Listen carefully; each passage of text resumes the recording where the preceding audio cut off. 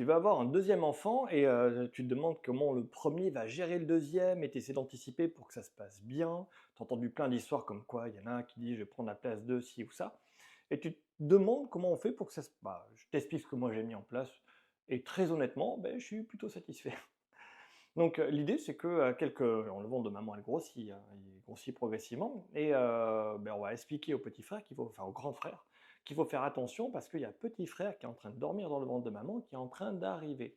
Ça va prendre plusieurs mois. Nous on a commencé à lui en parler 3 4 mois avant, 3 mois et demi je crois et on lui dit: «Voilà, le ventre de maman est grossi, il faut faire attention, c'est petit frère qui est dedans, qui est en train de venir» et tu vois tes cousins, tu vois machin, tu vois certaines choses autour de toi où tu as des grands frères, petits frères, c'est ça, tu vas avoir un petit frère, tu pourras jouer avec lui, pas de suite, mais bientôt et là il fait dodo et donc l'idée c'est on lui faisait faire simplement des petits bisous, des petites caresses.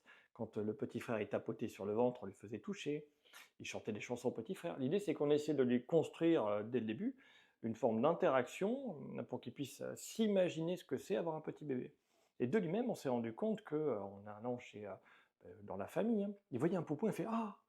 Mais c'est ça petit frère» et il allait chez une nounou, il y va toujours, parce qu'il a 2 ans et demi mon gamin et donc la nounou, il a un autre petit. Il avait un garçon de son âge et un autre qui est plus petit. Il avait déjà vu ce que c'était un bébé et là, il y a un bébé qui arrive et chez les cousins, il voit, un petit bébé et là, il a voulu tout essayer. Le changer, alors un faux bébé, hein, un jouet, lui donner les bibis, les machins. Il était en train de se projeter dans ce qu'était un bébé. Il avait vu comment nounou faisait et il projetait les mêmes choses sur, le petit nourrisson. Il s'entraînait. Et après, il demandait quand est-ce qu'il allait marcher ou quoi. Bon, on y va par étapes, on y va progressivement. Je fais: «Mais comment il fait ton petit copain, est-ce que lui il marche ou pas? Non? Comment est-ce que tu le fais?» Bon, il lui fait des petites caresses, je lui masse les petits pieds. «Ah d'accord, tu vois là tu pourras faire pareil» et qu'est-ce qu'il fait après? Et des fois il pleure et quand il pleure, qu'est-ce que tu fais? Je vais le voir et je lui demande: «Pourquoi tu pleures bébé?» et en général, il y a nounou qui donne la toto, qui donne à manger ou qui le change. Alors, il le dit avec ses mots, il le dit pas comme ça, mais tu es déjà en train de se projeter dans le fonctionnement mécanique de la gestion d'un enfant. C'est à ça que servent les poupons, hein. C'est plutôt bien fait. Et donc, l'idée, c'est que en prenant ce qu'il avait comme expérience de vie, c'est-à-dire nounou avec un nourrisson, l'exemple de après quand ils sont plus grands avec les cousins, ou avec d'autres enfants qu'on rencontre au parc, on lui explique ça, c'est des frères et sœurs. Voilà. T'as vu, ils sont en train de jouer ensemble. Il s'est passé pas mal de temps, hein. Là, petit frère, il dort, il va arriver. Il va arriver et après, il sera bébé comme celui qui est avec toi, chez nounou. Puis plus tard, il sera comme ça. On lui a aussi montré pour qu'il puisse se projeter. Alors il avait à peine 2 ans et 3 mois, hein, même pas, hein. On lui montrait des photos de lui avec la nounou quand lui était petit, avec les autres enfants qu'il connaissait, avec ceux qui étaient plus grands et qui sont partis et que quand lui était un petit.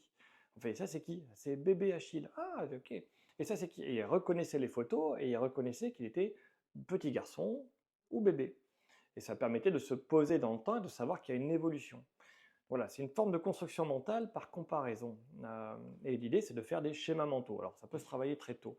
Et je pense que ça n'a pas trop mal fonctionné. Alors, est-ce que c'est mon idée, est-ce que c'est vrai, ou est-ce que c'est une impression que j'ai? Quoi qu'il en soit, le fait de faire référence à une situation de vie qu'il identifie, présente, l'interaction avec un enfant, les tests avec les jouets, la projection de plus tard ce que ça peut être, et le fait de se voir que lui aussi c'était comme ça, ça l'aide vachement. Alors j'essaie de lui montrer comme quoi des photos de papa et maman aussi étaient petits à un moment, ça il a pas percuté du tout, hein.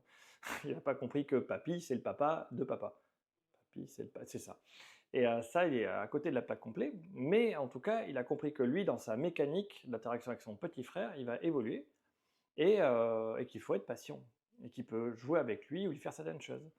Aujourd'hui, là, on est à 1 mois et 2 semaines, le petit frère est arrivé et c'est assez rigolo parce qu'il a compris qu'il fallait lui caresser la joue avec le dos de la main tout doucement, les cheveux un petit peu. Voilà. Il préfère qu'il lui masse les pieds ou qu'il lui masse les mains doucement. Des fois, il tapote le ventre. Pour lui faire un bisou, il pose juste son front, il le touche et il repart. Il n'appuie pas. Ça, il a bien compris. En termes d'interaction. Donc, c'est les câlins. Et dès qu'il pleure, il va voir pourquoi tu pleures, bébé. Et il essaie la toto. Pareil, on lui a montré qu'il faut juste la mettre devant sa bouche et attendre, pas appuyer. Donc on lui a appris à rentrer en interaction douce avec son petit frère parce qu'il est fragile. C'est le mot-clé qu'on a utilisé. Il est fragile.